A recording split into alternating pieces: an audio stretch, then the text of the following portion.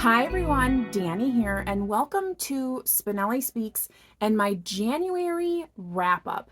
Now, I kind of strayed away from wrap-ups and TBRs in this past year, but I thought I would do a wrap-up today as I did read 10 books in January. And in case you weren't following along in my Friday reads, I thought I would put all 10 books here in one place so that you could see what my ratings were for those books. I'll also let you know what I anticipate on reading in February. However, don't hold me to it because I am still not doing TBRs. I'm reading as I can, the mood that I am in, and the books that are available to me.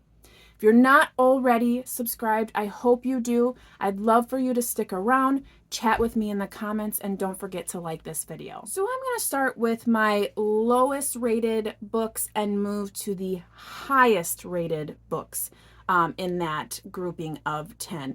And the first book is a 2-star read, and that is A Court of Frost and Starlight, which is number 3.5 in the Court of Thorn and Roses series by Sarah J. Maas. Now, I felt like this book was very unnecessary to the series. It felt like a colossal waste of time. I'm sure a lot of people really enjoyed it because it is very whimsical and fun. It is like her Christmas book, which I feel in this kind of genre is completely useless. But this story is one of her books that follows different point of views. So you have Feyre, you have Rhys, you have Cassian, Nesta, and you're just kind of experiencing winter solstice with them. So they're going around town buying gifts. They're kind of exploring how they feel after the big battle from the last book. We have Nesta, who is suffering from extreme post-traumatic stress disorder, and everyone's giving her a hard time about it, which is super uncool. But just did not like this book. I really felt like it was pointless. You didn't gain anything from it. And personally, for me, someone who really likes Tamlin and feels like everyone's giving him a hard time, they still are just beating a dead horse on that one. So 2 stars there. Did not like it at all. For 3-star reads, we have a couple here. First one is the first book that I finished in January, which is A Heart of Desire and Deceit, which is part of a duology by Elayna R. Gallea. I think that's how you say the last name.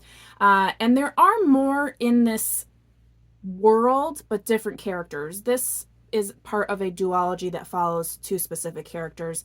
And it follows, I can't remember their names at this point, but they are part of this choosing, which is like The Bachelor, where these high-ranking people, men, come and all of these women are chosen from the regions, and even some, lowly regular citizens are even chosen.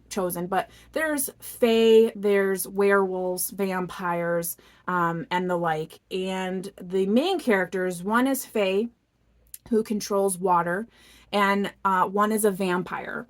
And she actually was infiltrating this bachelor thing to try to get to this guy to kill him because when she was a human, he killed her family. And so they, in this second book, not to give any spoilers, they work together to uncover a very big rebel organization that is trying to infiltrate the current political system. And it all kind of goes all over the place, and I feel like it wasn't very well done. It was a fun story. I just don't think that it was executed completely. I do really like vampires, but I didn't really feel like this was so much about vampires as it was about the political system and these 2 weird enemies to lovers slash star-crossed lovers kind of thing. So yeah, I did like the guy. I thought he was interesting, but he's not my favorite bookish boyfriend. Let's just say that. So 3 stars there. I will not be continuing on in any more of this particular series with the other people because I couldn't be moved to read anything about them because I don't care about those side characters. So yeah. The next one, Court of Mist and Fury, which is number 2 in the Court of Thorn and Roses series by Sarah J. Maas. This one, we really see more of the Night Court. We get to learn all about these characters, Cassian, Azrael. We see a little bit of the sisters at the end. No spoilers there. Which I really liked that part because I do not like Feyre. I really don't. I don't know. She's not my favorite. And as the story progresses, Rhys is also someone I could care less about. So I really like that we were able to get to know Cassian and Azrael. And foreshadowing, I probably would have stopped at the next book, which I'll talk about in a little bit. But I really like Cassian, so I want to hear his story. So that's the only reason why I would continue this series. Otherwise, if I didn't care so much about knowing what happens with Cassian, I would stop at number 3. So, anywho, so 3 stars. It's really just a whole book full of getting to know a different place, letting these two battle between if they love each other, finding out what that love means, and chapter 55 is supposed to be really good. So there you go. Anywho, so moving on, another 3-star read for me was The Song of the Marked, which is an SM Gaither's series. And it was not very well written. I did give it 3 stars because I did like the story and it had an interesting, unique story that I hadn't yet heard of, but the writing style was terrible. You had a band of friends that she never really actually explains very much on. They're like only in the scenes when they are needed, and otherwise it's kind of like, what are they doing? A lot of stuff didn't make sense. It was one of those books that was like nothing, nothing, nothing, and then just a huge reveal at the very end, which I feel is it's untrustworthy. I don't like when authors do nothing in the book and then wait until the very last chapter to give you all of these reveals so that you continue on in the series. I myself will not be continuing on in this series because I do not have trust in this author to have the next book have anything meaningful until the last chapter. So, like I said, this is about the main character whose name escapes me again. But she is part of this little band of vigilantes, and they are trying to find out what is happening in this place called Oblivion.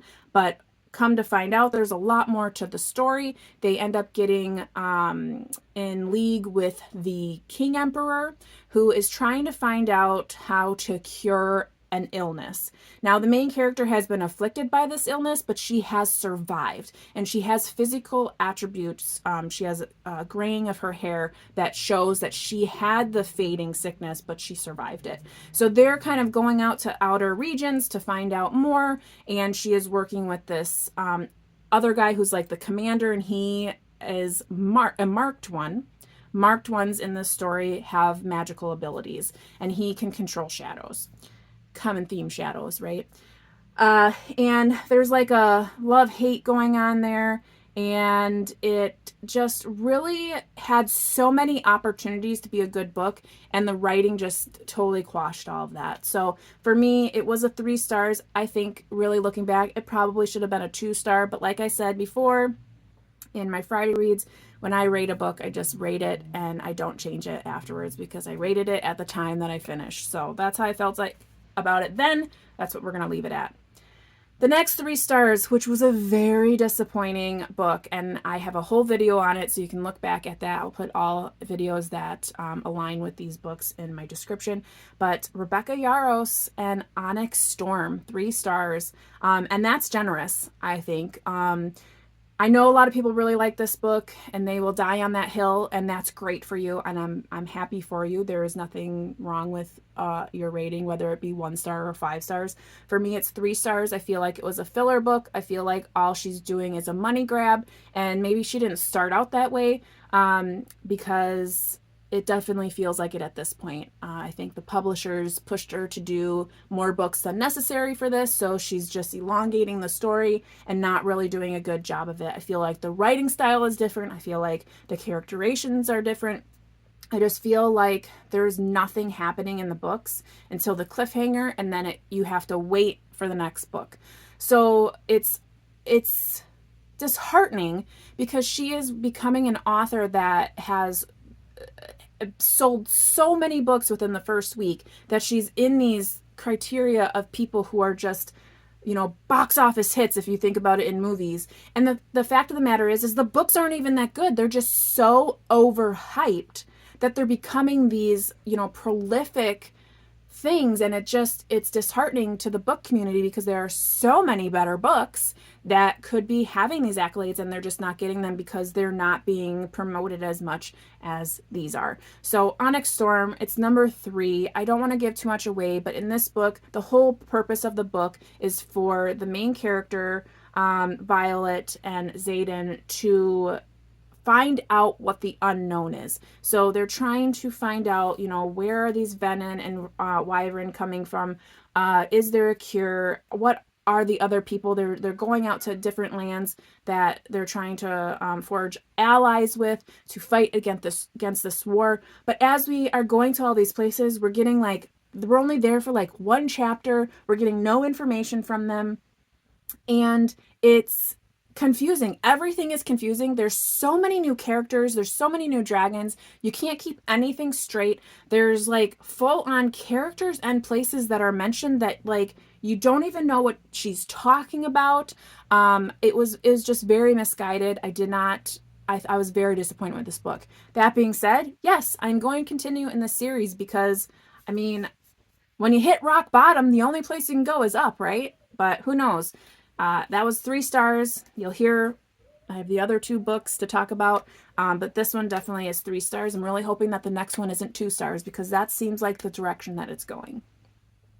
Now into some 4 stars, so some better books here. The first being from Brandon Sanderson. This is the first in that Secret Projects series that he has, and that is Tress of the Emerald Sea, which was supposed to be like a play on Princess and the Bride, which, yes, very much so. We follow Tress, who is on a quest to save her love, and let me just tell you, this book made me laugh out loud several times. Brandon Sanderson truly has a way with words and world building. I loved getting to know these characters. I loved getting to know the places that they saw and the things that, you think sea, water, it's not water, and how that works and how they have to travel along this weird like sand, and it's very interesting. I laughed out loud so many times, and at first I was like, is this supposed to be funny? And it very much is. And when you found out later that it was meant to be kind of a play on Princess and the Bride, it was like aha moment, very much so. So I was very pleased with this book. I am going to try to continue on in the Secret Projects because I feel like those may be something more up my alley as far as consumable to me. And I'll talk about a little bit later another Brandon Sanderson that I'm reading that isn't as consumable to me. But love Tress of the Emerald Sea. Would highly recommend it if you're trying to, dip your toes in the water on Brandon Sanderson. It's definitely one of his books that I feel was a lot more readable for someone who isn't used to his writing. Next up on my 4-star reads, I have A Court of Wings and Ruin, which is the 3rd book and what I deem probably the best of the 3.5 books so far in this Court of Thorn and Roses series by Sarah J. Maas. Now, I say that because this one was actionable. It didn't have 70% of the book that just like la-di-da-di-da and then smash, smash, smash at the end. It actually, all the way throughout, we were battling. We were getting ready for a huge war. We were finding out who all the players were. And then within that battle, there were so many great reveals, so many heart-stopping moments, and you really got a feel for what was at stake and why everyone was trying to work so hard to get together and fight the ultimate enemy. Because as we know, the courts really don't get along, and the fact of the matter is they need to get along to fight their common enemy. So it was nice to see that happen. Like I said before when I was mentioning the Frost and Starlight book, I really feel like if you aren't that into this series, you could stop here and it feel like an ending. Because it was an ending, and in our minds, you could simply be like, and happily ever after. So I would say if you aren't 100% on reading these books and you got to this point, I would say you could stop. You would not have to move on to that Court of Frost and Starlight or the remaining books. However, for me, someone who is a fast fan of Cassian, I feel like I would like to know where his story goes. So that is why I will continue on in, I think it's Silver and Flames. So I will do that. I also really like Nesta. As much as she is a big bee, I like big bees sometimes. So we're going to find out what happens with Cassian and Nesta, and if I want to DNF that book because it looks like it's the biggest book so far, I will. Because I'm not sold on the series, but if this book catches my interest, I will complete it. I'm just waiting for that through the Libby app. The next 4-star book is Iron Flame by Rebecca Yarros. This is number 2 in her Empyrean series. So we talked about Onyx Storm, that was number 3 at 3 stars, and this Iron Flames is number 2 with 4 stars. I felt like this came down a notch because though it felt similar to Fourth Wing, it really was too much. It was too long, and the miscommunication trope, which didn't really feel like miscommunication, it was more like naggy. I really didn't like it, and I really didn't like how it lasted the entire book. It was unfortunate and a waste of time. Just like I mentioned in Onyx Storm being a filler book, Iron Flame was very much a filler book, but wasn't as obvious as Onyx Storm was. So Iron Flame, we have the characters, they've gone up a grade, and they are experiencing how to basically let everybody else know what they know. And I don't want to give too many spoilers away for those of you who haven't read Fourth Wing, as this is the sequel. But we have a lot of the friends group blossoming, which is great. I love all of the side characters. You're also always very... you're struggling with the fact that there may be more deaths amongst those side characters, but whereas in Fourth Wing, which we'll get to in a little bit, everyone dies. Like, so many people are plucked off in that book, and then in this book, like, no one. Like, not a single person that you care about. Like, there's, like, people on the outlines that are just like, oh, this first year, oh, this random second year. Like, nobody dies, which is weird. And I feel like it's starting to like go down that like path of you set up this idea that we're really going to have to be careful of who we care about, and that's thrilling. It is. It's very thrilling in a book. And yes, a lot of people there don't kill this person and don't kill this person, but it's thrilling, and it keeps you attached to the book. But when you stop doing what you did in the first book, it's kind of like, oh, so are people gonna die?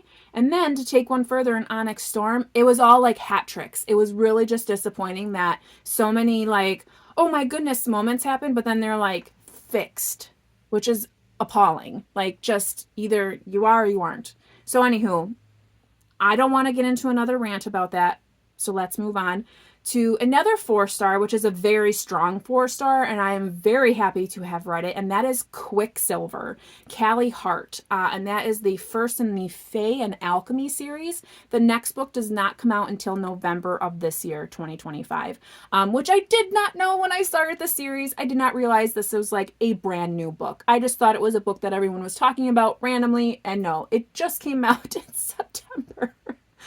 I loved it. It is about Sarah Spain, who is a human living in a really crappy world. It's all sand, no water, and a terrible queen. Oversees everyone, is just a terrible, terrible person. And she has some kind of an affinity to metals, but doesn't really know what that's all about. And she gets into some very hot water, but no water, just very hotness, so to speak, and is on the brink of death before she inadvertently opens up a realm to another world, and what she believes is death walks through and takes her from her home. She wakes up in a fae world and finds out that the fairy tales that she heard when she was a kid are all real. And she is having to work with a man named Kingfisher, who she immediately hates, to figure out how to win the war in this fae world, which she cares nothing about because obviously she has family that she has left behind in her real world. We find out that she is an alchemist, so she can manipulate something called Quicksilver, which then can be placed into metals and be magically in tune to help with the war. It is a very much hateful relationship that she has with this Kingfisher, but as we continue in this fantasy romance book, it gets hot and heavy, and the connection there is one of the best connections I've ever experienced in reading. I really liked this book. I would thoroughly hope that you all enjoy it. There are vampires in this book. There is just so much to say about this book. I feel like the author did a really good job of revealing things throughout the way. And then at the end, there were some major reveals that were super fun and then gets you to want to continue to read. And what I mentioned before, like cliffhangers at the end not being fun because the author doesn't do anything in the middle.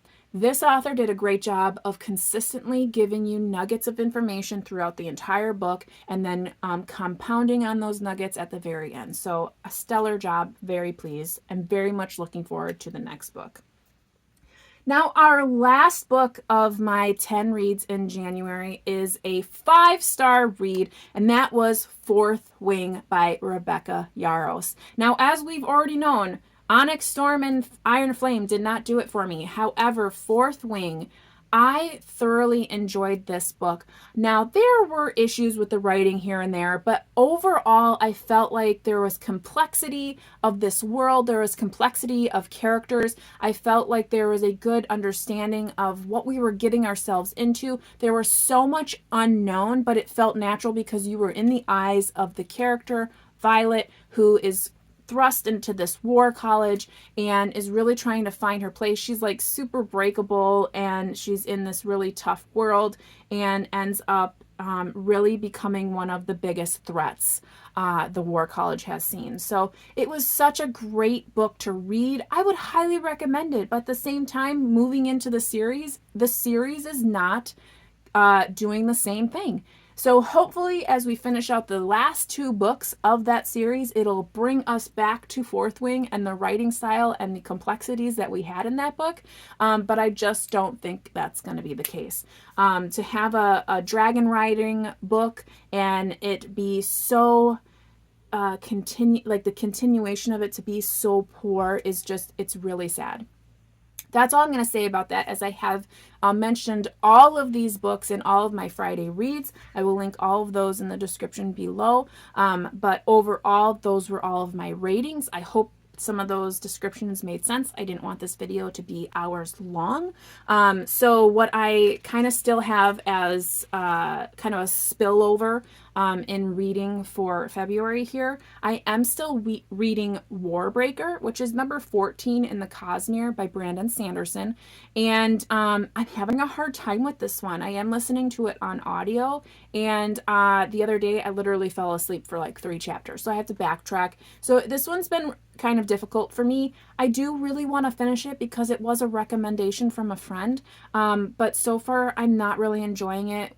We have a world built on these regions that have returned gods who kind of, they don't really control everything. I think there's like an underlying system that controls things, but everything's kind of on breaths. So each person has one breath, right? But they can sell their breath and give it to other people, and then they become more They have more breaths and they can see more colors, and it's all very ostentatious. Anywho, that word is like the word of this book. So it's very hard to follow, as it is also unfamiliar to me. But we have these princesses, one of which was betrothed to this main god, as the sole purpose to create an heir to continue the lineage. And she was swapped out for the youngest sister, Ciri. So we follow Ciri, and she is going into this new world, and totally unbeknownst to her, like she did not, plan for this, was not trained for this. And Vivenna, the oldest sister who was supposed to be in her place, she basically follows in an effort to save Ciri. And so we really learn more about the underbelly of what is happening, the war that is imminent, and all of the players. There's a rogue agent that's trying to do something we don't know yet. But I'm at 50%, and I'm still kind of bored and not really that engaged in the story. A lot of you out there, if you read Brandon Sanderson, you're probably screaming at me like, stop talking bad about this. But I'm not saying that it's a bad book. I think his writing, his ability to create worlds is unmatched. I just really am not enjoying this story. In the end, I will probably end up giving it like 3 stars, purely based on the fact that he does have a good writing style. He does know how to do what he does. It's just not my jam.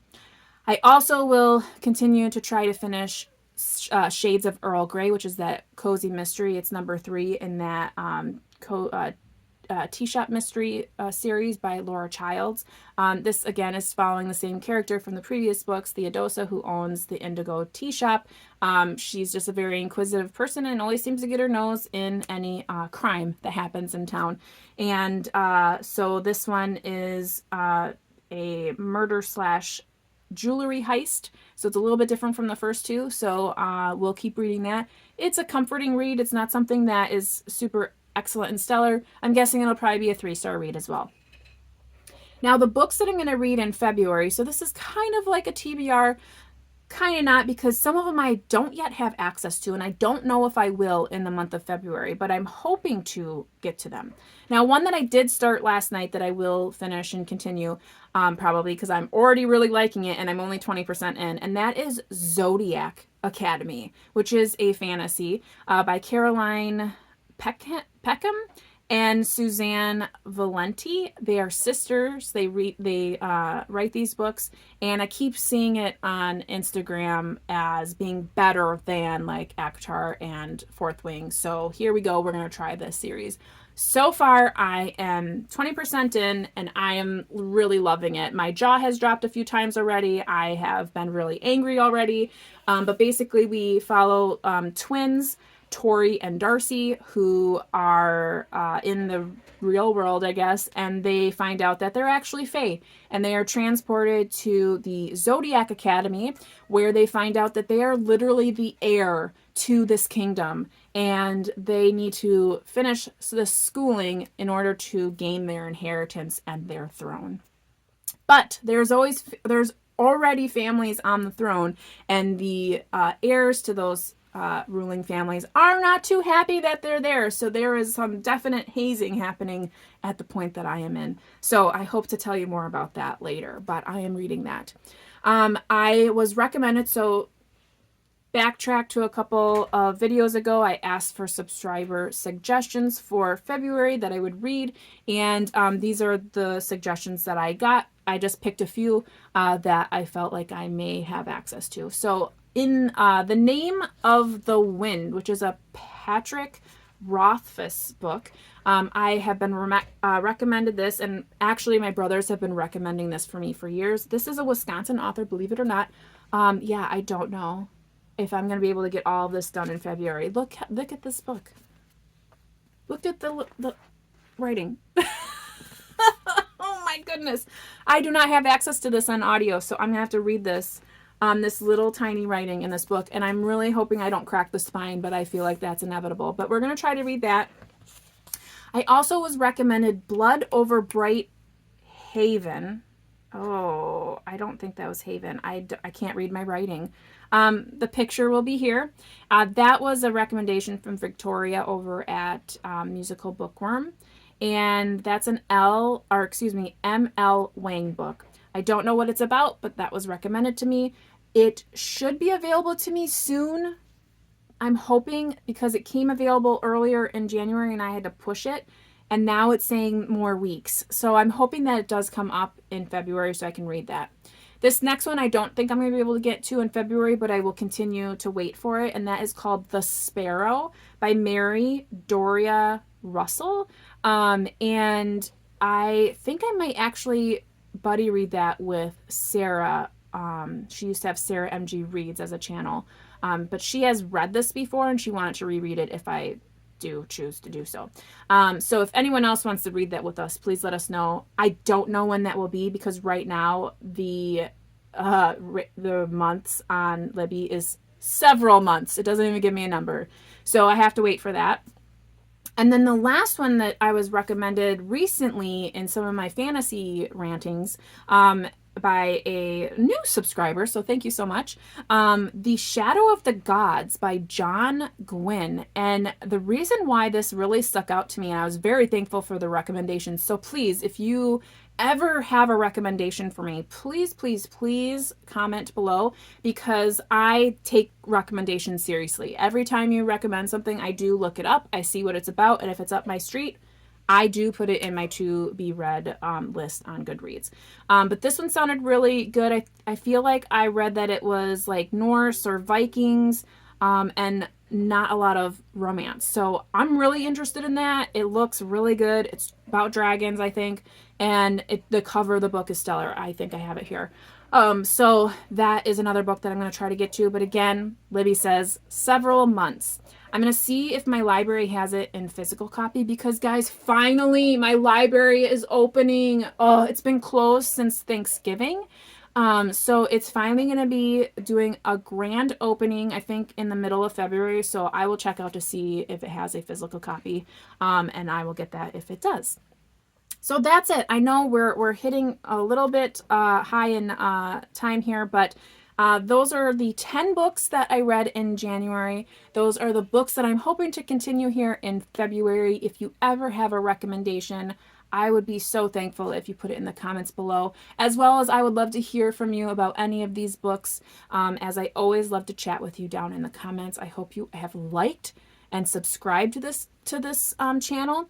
And until next time, I hope you are all reading something fantastic, taking care, staying safe, and as always, you know how it goes. Happy reading. Bye.